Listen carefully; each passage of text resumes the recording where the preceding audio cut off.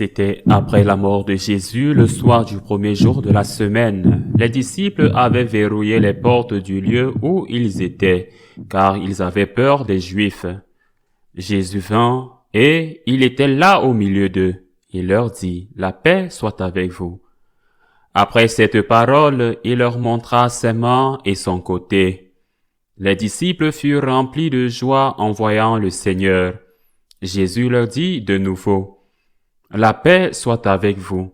De même que le Père m'a envoyé, moi aussi je vous envoie. » Ayant ainsi parlé, il répandit sur eux son souffle et il leur dit, « Recevez l'Esprit Saint, tout homme à qui vous remettrez ses péchés, ils lui seront remis. Tout homme à qui vous maintiendrez ses péchés, ils lui seront maintenus. » Or, l'un des 12, Thomas, dont le nom signifie jumeau, n'était pas avec eux quand Jésus était venu.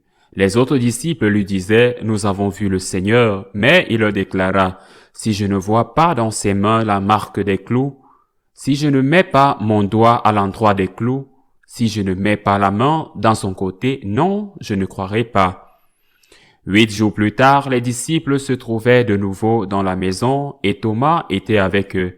Jésus vient alors que les portes étaient verrouillées et il était là au milieu d'eux. Il dit, « La paix soit avec vous. » Puis il dit à Thomas, « Avance ton doigt ici et vois mes mains. Avance ta main et mets-la dans mon côté.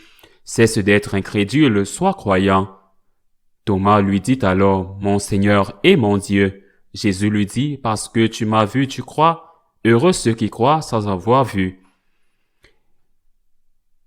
Il y avait beaucoup d'autres signes que Jésus a faits en présence des disciples et qui ne sont pas mis par écrit dans ce livre. Mais ceux-là y ont été mis afin que vous croyiez que Jésus est le Messie, le Fils de Dieu, et afin que, par votre foi, vous ayez la vie en son nom. Acclamons la parole de Dieu. Aujourd'hui est un jour où l'on célèbre trop de choses et il est difficile de faire une homélie pour tant de choses. Au moins 3 points. Nous devons traiter aujourd'hui. D'abord, l'évangile d'aujourd'hui, un évangile définitif. C'est la preuve définitive de la résurrection, parce que nous sommes confrontés au doute explicite, encore plus clair que celui de ses disciples qui étaient sur le chemin d'Emmaüs. Le doute d'un apôtre, ils n'ont pas cru, alors que Jésus avait dit et répété qu'il allait ressusciter. Ils n'ont pas cru. Ils ont eu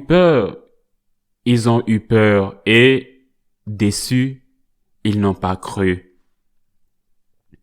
Ils sont restés ensemble, attendant peut-être le moment où ils pourraient fuir en Galilée et se mettre à l'abri de la persécution qui risquait de s'abattre sur les disciples de Jésus.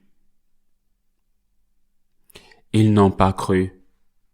C'est le Christ ressuscité qui leur fait croire en tout qu'il est le Fils du Dieu vivant, fait homme, que son message est un message de Dieu, qu'il y a la vie éternelle, que l'amour est plus fort que le péché et que la vie est plus forte que la mort. Mais voilà, il y a ce Thomas qui pose des conditions. Si je ne mets pas mes doigts dans le trou du clou, je ne crois pas. Je ne croirai pas. Alors Jésus réapparaît. Comme il sait, parce qu'il est Dieu et qu'il sait tout de nous tous, il lui dit directement, « Voyons, eh bien, viens ici, toi. Voyons, tu as dit quoi? D'accord. Eh bien, voilà, regarde, ici, tu as mes mains. Tu vois avec le petit trou? Ici, c'est mon côté. Allez, mets tes doigts dedans. » Mais ce qui vient maintenant est extraordinaire, parce que cet incroyant en la divinité du Christ dans la résurrection, l'Évangile dit qu'il s'agenouille et dit à Jésus, « Mon Seigneur et mon Dieu. » Bon, ça pourrait être un titre donné, peut-être, à une personne qui n'était pas Dieu. Mais il ajoute « mon Seigneur et mon Dieu ». Pour la première fois, un apôtre confesse explicitement la divinité du Christ. Je dis un apôtre parce qu'il est sur la croix, Saint Dimas, qui a défendu Jésus devant l'autre, devant le mauvais larron, qui a insulté le Christ. Saint Dimas dit, « Vous ne croyez même pas Dieu quand vous êtes dans le même supplice. » Saint Dimas a confessé par une grâce extraordinaire dans ce moment horrible. Il a confessé la divinité de Jésus. C'est la première fois qu'un apôtre l'a dit. Il le dit explicitement. C'est la résurrection, un fait historique que l'on peut toucher. C'est la résurrection qui conduit ces hommes sans foi à devenir croyants. Et il ajoute, « Jésus, parce que vous avez vu, vous avez cru. Bienheureux ceux qui croient sans avoir vu. » C'est-à-dire, nous n'avons pas mis nos doigts dans le trou des clous. Nous n'avons pas vu le Christ ressuscité et pourtant nous croyons. C'est pour cela que nous sommes croyants. Mais nous croyons, c'est pour cela que nous sommes bénis. Et nous croyons à cause de leur témoignage. Mais à cause de leur témoignage qu'ils ont vu le ressuscité, ils nous ont donné la foi et nous devons devenir des témoins devant les autres quand nous disons « Voici mes plaies ». Nos plaies. Quelles sont mes plaies?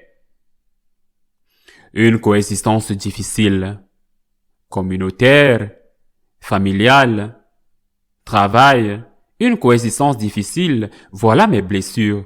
Et au lieu d'être amer, plein de ressentiment, de faire des plans de vengeance, de rendre le mal pour le mal, l'insulte pour l'insulte, eh bien, j'essaye de sourire, d'aller de l'avant, de porter ma croix quotidienne, et non pas parce que je suis un surhomme, le surhomme n'existe pas, mais parce que le Christ est ressuscité en moi et qu'il me donne la grâce de le faire.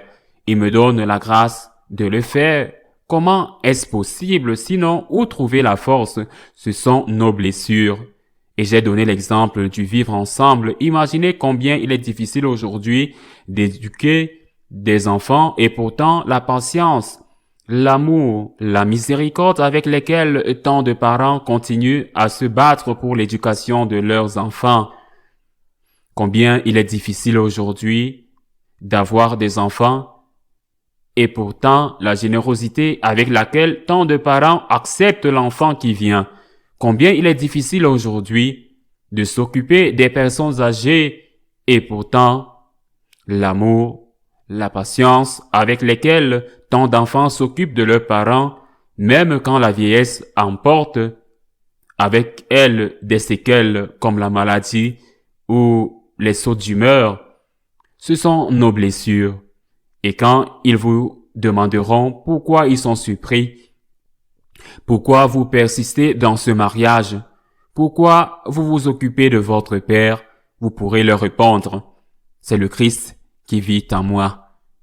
C'est le Christ ressuscité qui me donne la force. Ce sont mes blessures. Je ne suis pas meilleur que toi. Je ne suis pas plus fort que toi, mais le Christ me rend capable.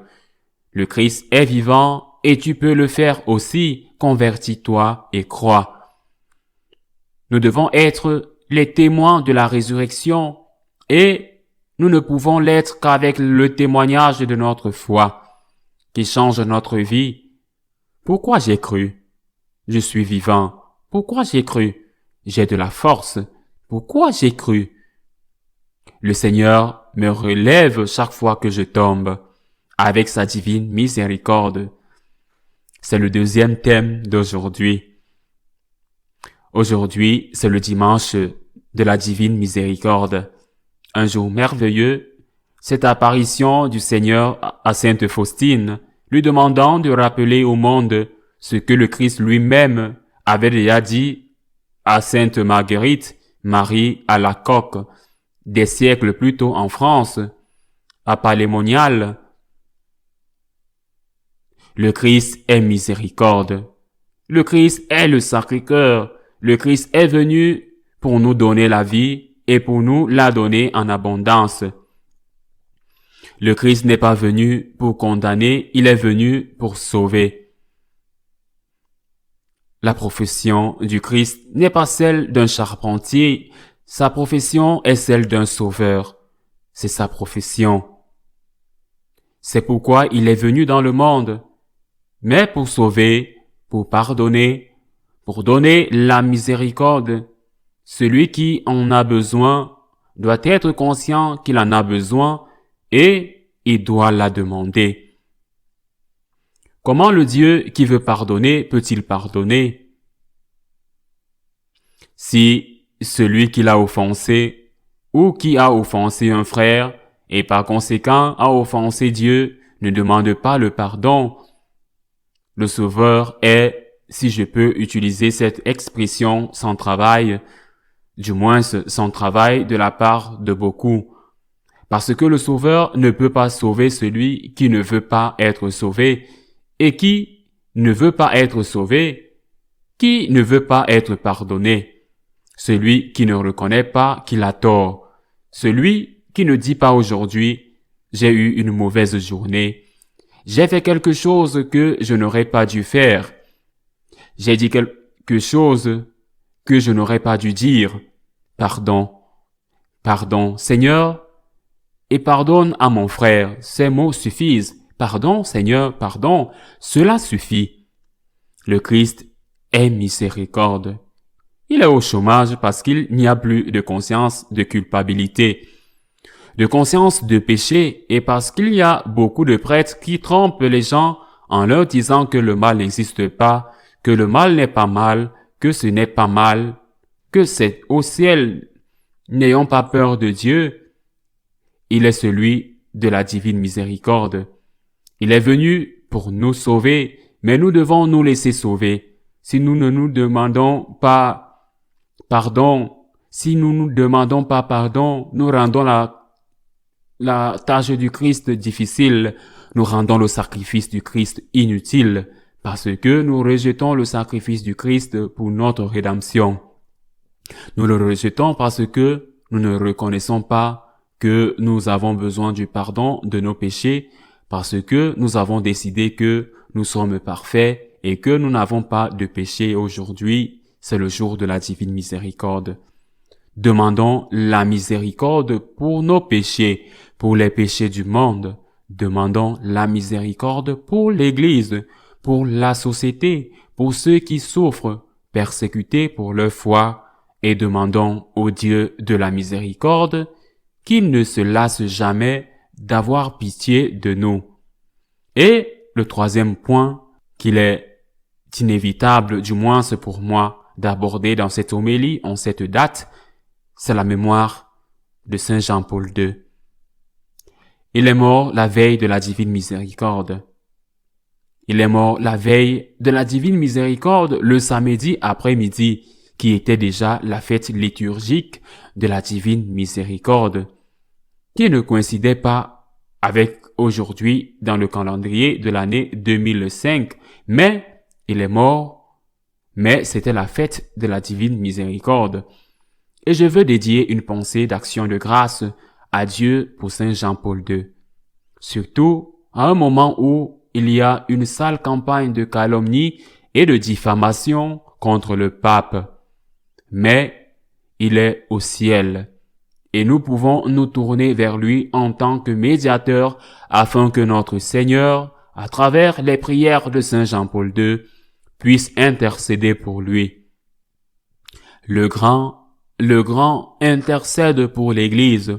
Quelle sorte de cette situation de confusion que nous vivons pour qu'elle soit toujours fidèle à Jésus-Christ, son fondateur, aux enseignements du Christ, sans rien diluer, sans rien enlever dans les Écritures, dans le Nouveau Testament et aussi à ce que la tradition nous a enseigné comme elle a expliqué les enseignements du Christ et clarifié les nouveaux problèmes à la lumière des enseignements du Christ. Saint Jean-Paul II, Saint Jean-Paul le Grand, priez pour nous, ainsi soit-il.